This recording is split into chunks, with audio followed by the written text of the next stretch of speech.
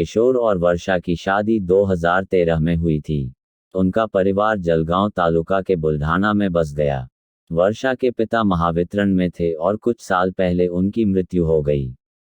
वर्षा 2008 में बुल्ढाना पुलिस बल में शामिल हुई, जिसके बाद किशोर और वर्षा ने 2013 में शादी कर ली। उनके विवाह के पेड़ पर 2 खूबसूरत फूल खिले, ऐश्वर्या और कृष्णा। उनकी शादी को 10 साल हो गए। कुछ महीनों बाद वर्षा का तबादला साखरखेड़ा पुलिस स्टेशन से चिखली पुलिस स्टेशन कर दिया गया। हर किसी का सपना होता है कि उसका अपना खुद का मकान हो, इसलिए वर्षा ने किराए के मकान के सामने एक प्लॉट खरीदा और होम लोन लेकर घर बनाना शुरू किया। कहते हैं घर बनवाओ और शादी देखनी चाहिए। घर बनाते समय उक्त राशि का 1.5 गुना खर्च हो जाता है। पुराने परिचितों के अनुभव के कारण वर्षा का बजट चरमरा गया। निर्माण कार्य में थी अंतिम चरण, लेकिन कुछ भी पूरा नहीं हुआ। वेतन से होम लोन की वसूली शुरू की गई और मकान भी अधूरा रहने के कारण पति पत्नी में झगड़ा होने लगा। वर्षा ने कहा कि आपको निर्माण के लिए पिता से पैसे लेने चाहिए। हालांकि अनुमान लगाया जा रहा है कि शायद यही उनके झगड़े का कारण था, लेकिन इतना तय है कि दोनों पति पत्नी के बीच घरेलू विवाद था।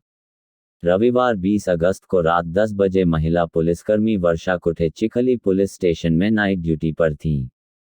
किशोर दोनों लड़कियों को थाने में काम करने वाली उनकी मां से मिलवाने लाया। उन्हें दाजी कहा जाता था। अगले दिन 21 अगस्त को नाग पंचमी की ड्यूटी खत्म करने के बाद किशोर अपनी पत्नी वर्षा को थाने लेने भी गया। वह अपनी पत्नी को थाने से घर छोड़ आया। विद्यानिकेतन स्कूल में दूसरी कक्षा में पढ़ने वाली अपनी बड़ी बेटी ऐश्वर्या को निर्धारित स्कूल बस स्टॉप पर छोड़ने के बाद उसकी पत्नी वर्षा और किशोर के बीच बहस शुरू हो गई। दोनों पति पत्नी में 2-4 दिन से झगड़ा हो रहा था। हालांकि उस दिन संघर्ष बहुत तीव्र हो गया। गुस्से से लाल हुए किशोर ने रसोई से अपनी पत्नी पर चाकू से हमला कर दिया। कुछ ही क्षणों में उसने अपनी पत्नी के पीठ पर चाकू से वार कर दिया और हाथ 46 बार तक। वर्षा खून से लथपथ होकर बिस्तर पर गिर पड़ी। पास में ही कृष्णा रो रही थी। गुस्से से बेहोश किशोर ने कृष्णा के पेट पर तेज चाकू से वार कर दिया। कृष्णा की आवाज एक पल के लिए बंद हो गई। टीवी की तेज आवाज होने के कारण पड़ोसियों को कुछ सुनाई नहीं दिया। इसके बाद किशोर गंगल गांव भाग गया। वह गंगल गांव रोड पर कांवर शिवारा में एक खेत में पहुंचा, जहां उसने किसी को देखता न देखकर एक कुएं में आत्महत्या कर ली। 21 अगस्त श्रावण सोमवार नागपंचमी का पवित्र दिन था। सुबह करीब 10:30 बजे गंगालगांव रोड पर कवठा शिवारा के ग्रुप नंबर 47 में एक काले रंग की मोटरसाइकिल, जिसका नंबर पुलिस विभाग का नाका क्रमांक MH28W9972 था, सड़क पर खड़ी दिखाई दी। बाइक खून से लथपथ थी। ये स्पष्ट था कि कुछ गड़बड़ है, तो उसे शक हुआ कि कुछ तो गड़बड़ है। जब उसने कुएं में देखा तो कुएं के किनारे एक पाइप से रस्सी बंधी हुई थी और वह फांसी पर लटका हुआ था। उसने तुरंत इसकी सूचना पुलिस को दी। सूचना से भी पता चला कि यह कोई पुलिसकर्मी है। थानेदार विकास पाटिल ने मौके पर जाकर सारी बात बताई तो 25 मिनट बाद पुलिस को सूचना मिली कि फांसी पर लटके व्यक्ति और दोपहिया वाहन की फोटो व्हाट्सएप पर वायरल हो गई है। संतोष ने 1 बजे के अंदर सुभाष डांडेले को फोन कर यह बात बताई। संतोष ने अपनी बहन वर्षा के मोबाइल फोन पर भी संपर्क करने की कोशिश की।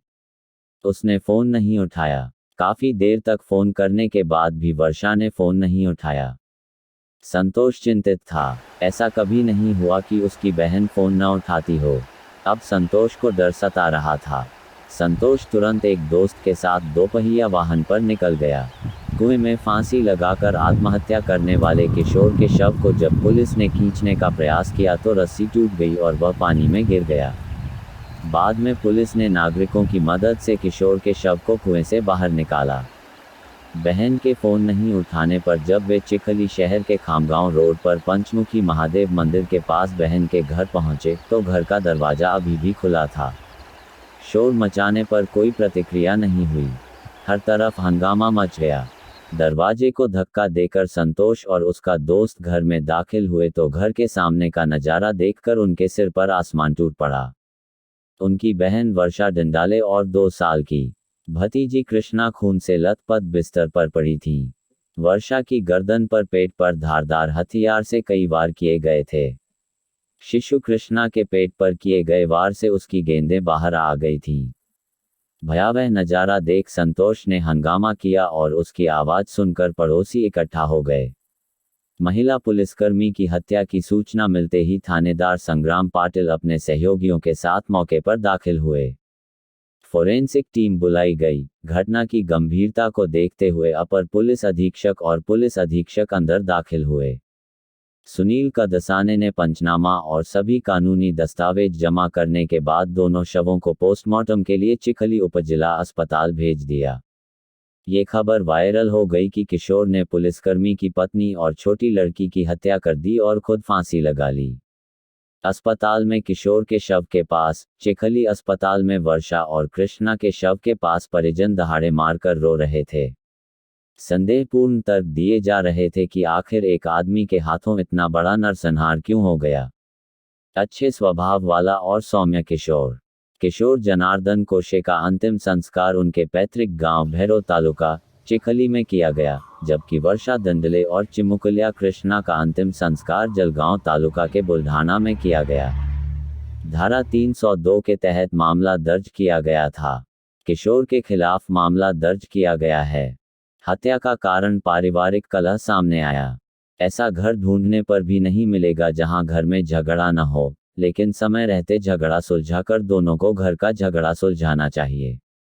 बुल्ढाना जिले में एक पति ने मामूली कारणों से अपनी पत्नी और छोटी बच्ची की हत्या कर दी और बाद में आत्महत्या कर ली। खास बात यह है कि इस घटना में पति किसान था जबकि पत्नी पुलिस अधिकारी थी। जीवित रहते झगड़ने वाले पति पत्नी की मौत के बाद भी अलग अलग गांवों में अंतिम संस्कार करना पड़े, इससे बड़ी कोई त्रासदी नहीं है।